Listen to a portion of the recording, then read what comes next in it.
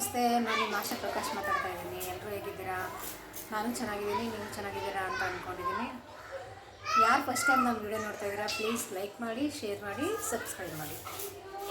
ಈಗ ಅಮ್ಮವ್ರ ಮೇಲೆ ಇದ್ದೀವಿ, ನಾವು ಹಬ್ಬಕ್ಕೆ ಅಂತ ಬಂದ್ವಿ. ರಜಾ ಇದೆಯಲ್ಲ ಹುಡುಗರಿಗೆ, ಇಲ್ಲೇ ಇದ್ದೀವಿ. ಈಗ ಬ್ಲಾಗ್ ಸ್ಟಾರ್ಟ್ ಮಾಡ್ತಾ ಇದ್ದೀವಿ. ಅಮ್ಮ ತಿಂಡಿ ಮಾಡಿದ್ದಾರೆ, ದೋಸೆ ಮಾಡಿದ್ದಾರೆ, ತಿಂದ್ವಿ. ಈಗ ರೇಷನ್ ಅಕ್ಕಿ ತಂದಿದ್ವಿ, ಅದನ್ನೆಲ್ಲ ಸೋಸ್ಕೊತಾ ಇದ್ದೀವಿ. ಅಕ್ಕಿ ತೀರೋಗುತ್ತಲ್ಲ, ಅಮ್ಮ ಒಂದರೆ ಆಗ್ತಾ ಇದ್ದಾರೆ, ನಾನು ಸೋಸ್ತಾ ಇದ್ದೀನಿ. ತೋರಿಸ್ತೀನಿ.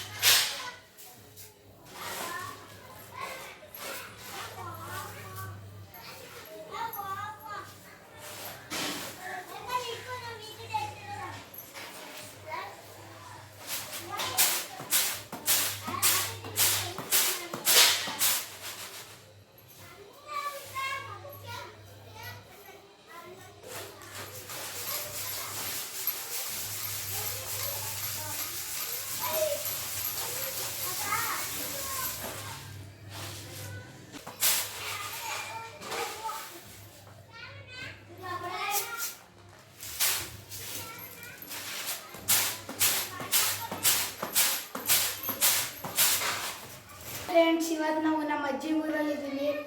ಹಂಗೆ ನೋಡಿ, ನನ್ನ ಹೇರ್ ಸ್ಟೈಲ್ 2.0 ಚಿಟ್ಟಿ ಮೂವಿಲಿ ಇದೆಯಲ್ಲ, ರೋಬೋಟ್ದು ಆ ಥರ ಮಾಡಿದ್ದೀನಿ. ಹಾಗೆ ಈಗ ನನ್ನ ಮಗ ಸ್ನಾನ ಮಾಡ್ಕೊಂಡು ಬಂದಿದ್ದಾನೆ, ಅವನಿಗೆ ದೋಸೆ ಹಾಕ್ತಾ ಇದ್ದೀನಿ. ಚೆನ್ನಾಗಿ ಬರ್ತಾ ಇದೆ ದೋಸೆ.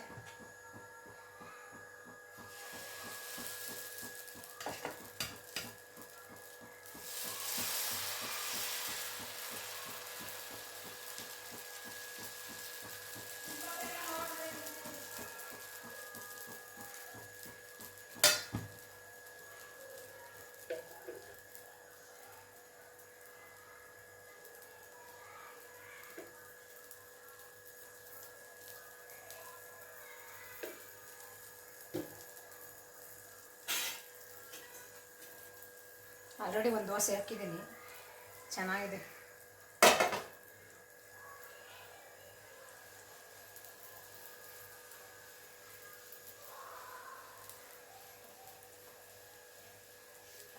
ಈ ದೋಸೆ ಮಾಡಿಬಿಟ್ರೆ ಯಾರ್ಯಾರು ನಿಧಾನಕ್ಕೆ ಬರ್ತಾರೋ ಅವ್ರಿಗೆ ಹಾಕಿ ಹಾಕಿ ಹಾಕಿ ಕೊಡೋದ್ರಲ್ಲೇ ಬೇಜಾರಾಗ್ಬಿಡುತ್ತೆ.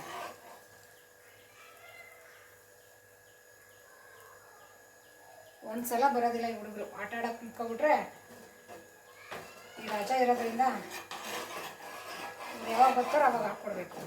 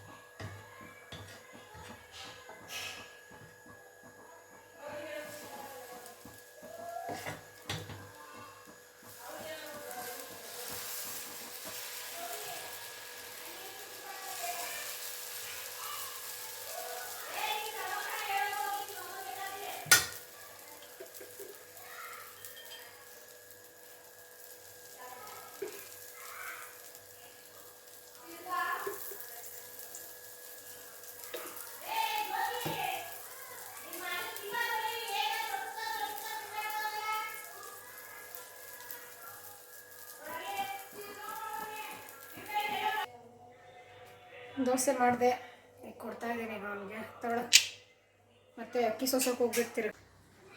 ಇಲ್ಲಿ ನೋಡಿ, ನಮ್ಮ ಮಗಳಿಗೆ ಮೂಗು ಚುಚ್ಚಿಸಿದ್ವಿ ನಿನ್ನೆ, ಆಸ್ಪತ್ರೆಗೆ ಕರ್ಕೊಂಡೋಗಿ ಚುಚ್ಚಿಸಿದ್ವಿ.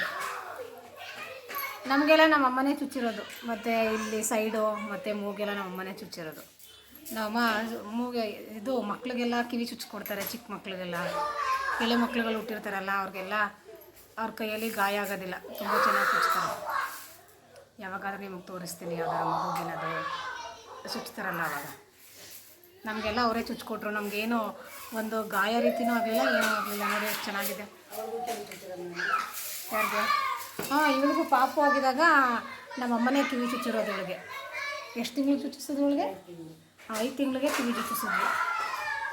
ಮೂಗು ಮಾತ್ರ ಇವಳಿಗೆ ಒಂದು ಸ್ವಲ್ಪ ದಪ್ಪ ಇರ್ತಲ್ಲ, ಅದಕ್ಕೆ ನನ್ನ ಕೈ ಚುಚ್ಚೋಕ್ಕಾಗೋದಿಲ್ಲ, ಅವಳು ಅಳ್ತಾಳೆ ಅಂದ್ಬಿಟ್ಟು ಆಸ್ಪತ್ರೆಯಲ್ಲಿ ಚುಚ್ಚಿಸಿದ್ವಿ. ಅಲ್ಲಿ ಮೈಸೂರೆಲ್ಲ ಕೇಳಿದ್ವಿ ಕಿವಿಗೆ ಮೂಗು ಚುಚ್ಚಿಸೋದಕ್ಕೆ, ಏನು 500 ರೂಪಾಯಿ 700 ರೂಪಾಯಿ ಕೇಳಿದ್ರು. ಪಾಪ ಇಲ್ಲಿ ಆಸ್ಪತ್ರೆಯಲ್ಲಿ ಒಂದು 100 ರೂಪೀಸ್ ತಗೊಂಡ್ರು, ಚುಚ್ಚಿದ್ರು. ಒಳ್ಳೆ ಡಾಕ್ಟ್ರು ಮಾತ್ರ, ಸುಮಾರು ವರ್ಷದಿಂದ ಇದ್ದಾರೆ. ನಮಗೇನು ಹುಷಾರಿಲ್ಲ ಅಂತಂದರೆ ನಾವು ಇಲ್ಲೇ ಬಂದು ತೋರಿಸೋದು, ಯಾಕೆಂದರೆ ಚಿಕ್ಕದ್ರಿಂದ ನಮ್ಗೆ ಇಲ್ಲೇ ಅಡ್ಜಸ್ಟ್ ಆಗಿಬಿಟ್ಟಿದೆ, ಅದರಿಂದ ನಾವು ಇಲ್ಲೇ ಬರ್ತೀವಿ ಹುಷಾರಿಲ್ಲ ಅಂತ ಅಂದರೆ. 50 ವರ್ಷದ ಡಾಕ್ಟ್ರು ಅವರು. ನಮ್ಮ ತಂದೆ ಕಾಲದ ಡಾಕ್ಟ್ರು ಲೆಕ್ಕ ಹಾಕಿ ಅವರು ನಮಗೆ ಅವರು ಹಿಂಗೆಲ್ಲ ಚುಚ್ಕೊಡ್ತಾರೆ, ಮೂಗು ಕಿವಿ ಎಲ್ಲ ಚುಚ್ಕೊಡ್ತಾರೆ ಅವರು. ನಾವಂತೂ ಅಲ್ಲಿ ಚುಚ್ಚಿಸ್ಕೊಳ್ಳಿಲ್ಲ, ಅಮ್ಮನ ಹತ್ರನೇ ಚುಚ್ಚಿಸ್ಕೊಂಡ್ವಿ. ಇವಳಿಗೆ ಸ್ವಲ್ಪ ಮೂಗು ದಪ್ಪ ಇತ್ತಲ್ಲ, ಅಮ್ಮ ಅವಳು ಅಳ್ತಾಳೆ, ನಂಗೆ ಚುಚ್ಚೋಕ್ಕಾಗೋದಿಲ್ಲ ಅಂತ ಹೇಳಿದ್ರು, ಅದಕ್ಕೆ ಹೋಗಿ ಅಲ್ಲೇ ಚುಚ್ಚಿಸ್ಕೊಂಡು ಬಂದ್ವಿ. ಒಂದೆರಡು ಮೂಗು ಕೊಟ್ಟು ಹಾಕ್ಸಿದ್ವಿ. ನೋಡಿ 100 ರೂಪಾಯಿಗೆ ಯಾರಾದರೂ ಚುಚ್ಕೊಡ್ತಾರಾ ಆಸ್ಪತ್ರೆಗಳಲ್ಲಿ? ಇಲ್ಲಾಂದರೆ ಏನೋ ಇಟ್ಟಿರ್ತಾರಲ್ಲ ನೋಡಿ, ಈ ಮೂಗು ಚುಚ್ಚೋದು ಅಲ್ಲೆಲ್ಲ ಎಲ್ಲೆಲ್ಲ ಇಟ್ಟಿರ್ತಾರೆ. 100 ರೂಪಾಯಿಸ್ಗೆ ಯಾರು ಚುಚ್ಕೊಡ್ತಾರೆ? ಅವ್ರು ಜಾಸ್ತಿನೂ ತಗೊಳ್ಳೋದಿಲ್ಲ. ಆಮೇಲೆ ಹುಷಾರಿಲ್ಲ ಏನಾದರೂ ತೋರ್ಸೋಕೆ ಹೋದರೆ ಬರೀ 200 ರೂಪಾಯಿ ಒಳಗಡೆ ಎಲ್ಲ ಮೆಡಿಷನ್ನು ಎಲ್ಲ ಸೇರಿಸಿ, ಇಂಜೆಕ್ಷನ್ ಎಲ್ಲ ಸೇರಿಸಿ ಬರೀ ಅಷ್ಟೇ ತಗೊಳ್ಳೋದು. ತುಂಬ ಚೆನ್ನಾಗಿ ನೋಡ್ತಾರೆ. ಡಾಕ್ಟ್ರ್ ಪ್ರಭಾಕರ್ ಅಂತ, ಪಾಲಹಳ್ಳಿಯಲ್ಲಿ ಅವರ ಮೇನ್ ರೋಡಲ್ಲೇ ಇದೆ ಅವ್ರ ಆಸ್ಪತ್ರೆ. ತುಂಬ ಚೆನ್ನಾಗಿ ನೋಡ್ತಾರೆ ಮಾತ್ರ. ಅವ್ರು ಎಷ್ಟು ಎಲ್ಲೆಲ್ಲಿಂದ ಬರ್ತಾರೆ ಅಂದರೆ ಸುಮಾರು ಕಡೆಯಿಂದ ಬರ್ತಾರೆ ಅಲ್ಲಿ ನೋಡೋದಕ್ಕೆ.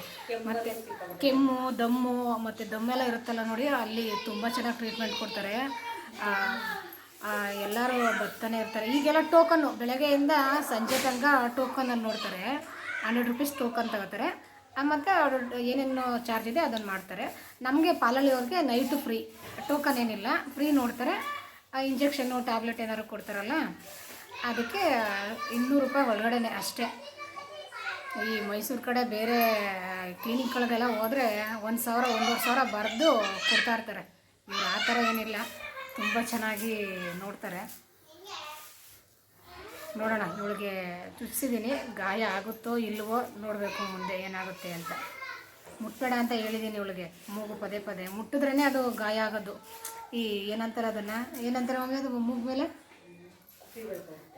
ಗುಬ್ಬಿ ಥರ ಬೆಳೆದ್ಬಿಡುತ್ತೆ. ಅದು ಬೆಳೆದಾಗ ಅದು ಉತ್ತುದ್ದು ಮಣ್ಣೆಲ್ಲನೂ ಹಾಕಿ ಅದನ್ನೆಲ್ಲನೂ ಹೊಸೆ ಆಗುತ್ತೆ ಅಂತ ಉತ್ತದ ಮಣ್ಣೆಲ್ಲನೂ ಹಾಕ್ತಾರೆ ಅದಕ್ಕೆ. ಅವಾಗ ಹೇಳ್ತಾ ಇದ್ದೀನಿ ಅವಳಿಗೆ, ಮುಟ್ಟಬೇಡ, ಪದೇ ಪದೇ ಮುಟ್ಟಿದ್ರೆ ಅದು ಗುಬ್ಬಿ ಥರ ಬಂದ್ಬಿಡುತ್ತೆ ಮೂಗು ಮೇಲೆ, ಮುಟ್ಟಬೇಡ ಅದು ಹೊಸೆ ಆಗೋ ತನಕ ಅಂತ ಹೇಳಿದ್ದೀನಿ. ಆವಾಗಲೂ ಒಂದೊಂದು ಸಲ ಬೆಳ್ತಾ ಇರ್ತಾಳೆ.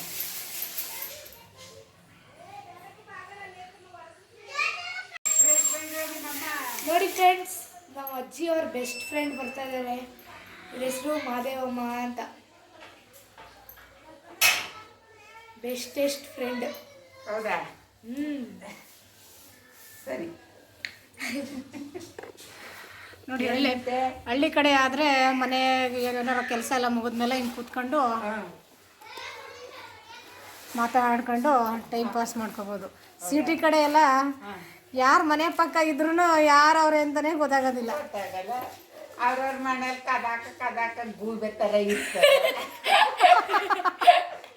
ನಾವೇಕಂಗಿರವ, ನಾವು ಅವ್ರ ಮನೇಲಿ ಚೆನ್ನಾಗಿದ್ರೆ ನಾಷ್ಟ ಆಯ್ತವ, ಊಟ ಆಯ್ತವ ಅಂತ ಕೇಳ್ಕೊತೀವಿ, ಹೋಯ್ತೀವಿ ಬೇಜಾರು ಕಳ್ಕೊಂಡು.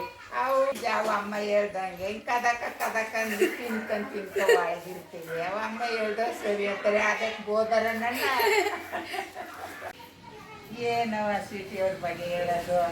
ಅವರೇನೋ ಒಂದು ಹೇಳ್ತಾರೆ, ನೀರು ಒಲೆ ಗುರಿ ಹಾಕಂಗಿಲ್ಲ, ಏನಿಲ್ಲ, ಸೋಲಾರ್ ನೀರು ಉಯ್ಕೊತಾರೆ, ಇರೋದನ್ನ ತಿಂತವ್ರೆ, ಕದ ಹಾಕ ಒಳಗಿರ್ತಾರೆ.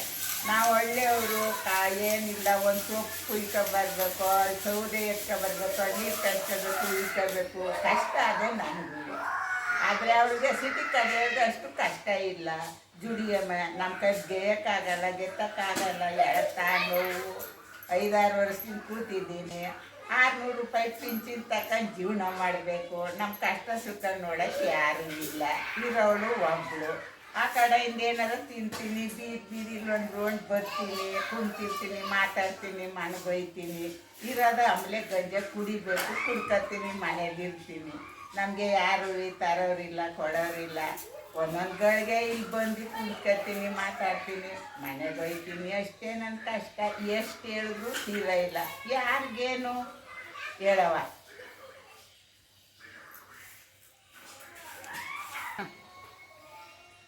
ಇರೋದ ಕಾಪಿಯ ಗಂಜಿಯ ಕುಡ್ಕೊತೀನಿ ಒಂದು ರೌಂಡು ತಿರ್ಗಾಡ್ಕೊಂಡು ಹೋಯ್ತೀನಿ ತರೋಕ್ಕಾಗಲ್ಲ ಬರೋಕ್ಕಾಗಲ್ಲ ನಮ್ಗೆ ಯಾರೂ ನೋಡೋರಿಲ್ಲ ಅದೇ ಒಂದು ರೋಡ್ ಬರ್ತೀನಿ ಕುಂತೀನಿ ನಿಂತೀನಿ ಮಾತುಕತೆ ಆಡ್ಕೊತೀನಿ ಹೋಯ್ತೀನಿ ನಮಗೆ ಸಹಾಯ ಮಾಡೋಕ್ಕೆ ಒಬ್ಬರು ಇಲ್ಲ ಇರೋಳು ಒಬ್ಬಳಿ ಅಷ್ಟಾಗ್ಲಾಗ ಮನೇಲಿದ್ದೀನಿ ಯಾರೂ ಇಲ್ಲ ಮಕ್ಕಳು ಮರಿ ಯಾರೂ ಇಲ್ಲ ಇರೋವಳೆ ನಾನು ಒಬ್ಬಳು ಏನವ ಮಾಡೋಣ ಜೀವನ ಮಾಡೋಕ್ಕೆ ಕಷ್ಟ 600 ರೂಪಾಯಿ ತಿಂಗಳು ಪಿಂಚಿನ್ ತಗೋತೀನಿ ಅದೊಂದು ತಿಂಗಳು ಗಂಟ ಕಾಪಿಗೆ ಹಾಗೆ ಸಾಲಲ್ಲ ನನಗೆ ಕಷ್ಟ ಸುಖ ನೋಡೋರೆ ಮೊದಲಿಲ್ಲ ಯಾರ ಪುಣ್ಯ ತುಂಬ್ರು ನೋಡಿದ್ರೆ ಬಾ ನಮ್ಮ ಮನೇಲಿ ಒಂದು ತಿನ್ನು ಅಂದರೆ ಒಯ್ತೀನಿ ಅದು ಯಾರ್ಯಾರ ಮನೆಗೂ ಹೋಗಲ್ಲ ಕಂಡ್ರೆ ಆಗಲ್ಲ ಜನಗಳಿಗೆ ಏನು ಸಿಟಿ ಕಡಿಗೆ ಹೋಗವ ಏನಾರ ಮಾಡವ ಅಂದರೆ ನನ್ನ ಕೈಲಿ ಆಯ್ತಾ ಇಲ್ಲ ಎಳ್ತ ಮೈ ಎಲ್ಲ ನೋವು ಗೆಯ್ಯಕ್ಕಾಗಲ್ಲ 5-6 ವರ್ಷದಿಂದ ಕೂತಿದ್ದೀನಿ ನನ್ನ ಜೀವನ ನನಗೆ ನೋಡ್ಕೊಳಕ್ಕೆ ಆಯ್ತಾ ಇಲ್ಲ ಇಷ್ಟೇ ನನ್ನ ಭಂಗ ಯಾರು ನಮಗೆ ನೋಡೋರಿಲ್ಲ ಹಿಂದೆ